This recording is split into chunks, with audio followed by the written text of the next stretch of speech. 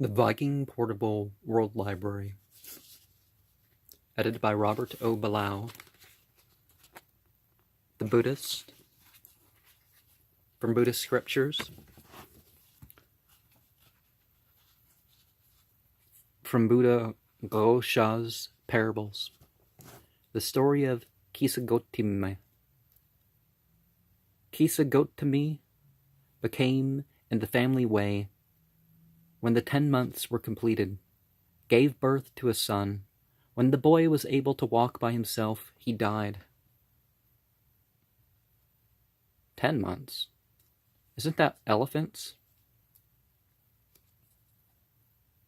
The young girl, in her love for it, carried the dead child clasped to her bosom, and went about from house to house, asking if anyone would give her some medicine for it.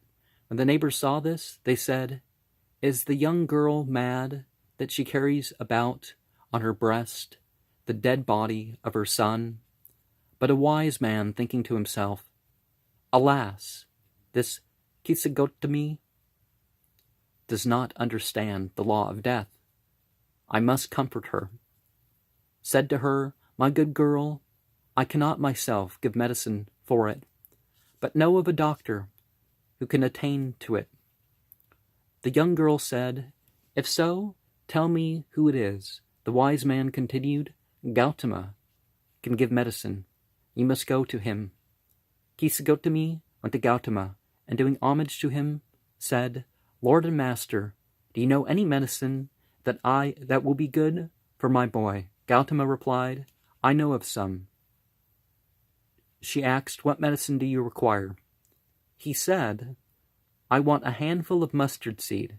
The girl promised to procure it for him, but Gautama continued, "I require some mustard seed taken from a house where no son, husband, parent, or slave has died."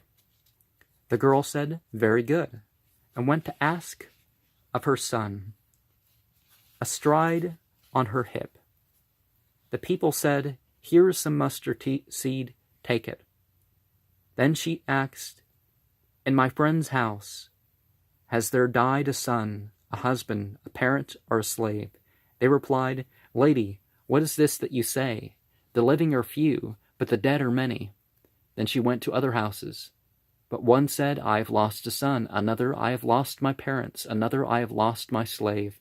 At last, not being able to find a single house where no one had died from which to procure the mustard seed, she began to think, "This is a heavy task that I am engaged in. I am not the only one whose son has died. In the whole of this Savatthi country, everywhere children are dying, parents are dying." Thinking thus, she acquired the law of fear, and putting away her affection for her child, she summoned up a resolution, and left the dead body in a forest. Then she went to Gautama, and paid him homage. He said to her, "Have you procured the handful of mustard seed?" "I have not," she replied. "The people of the village told me, the living are few, but the dead are many." Gautama said to her, "You thought that you alone had lost a son.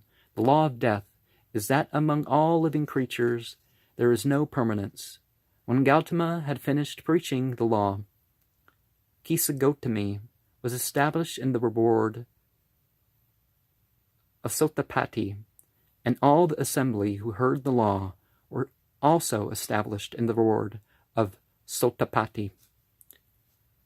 Some time afterwards, when Kisagotami was one day engaged in the performance of her religious duties, she observed the lights in the houses, now shining, now extinguished, and began to reflect, "My state is like these lamps." Gautama, who was then in the Gandhakuti building, sent his sacred appearance to her, which said to her, just as if he himself were preaching, "All living beings resemble the flame of these lamps. One moment lighted, the next extinguished. Those only who have arrived at nirvana are at rest." Kisagotami, on hearing this, reached the stage of Arahanta possessed of intuitive knowledge.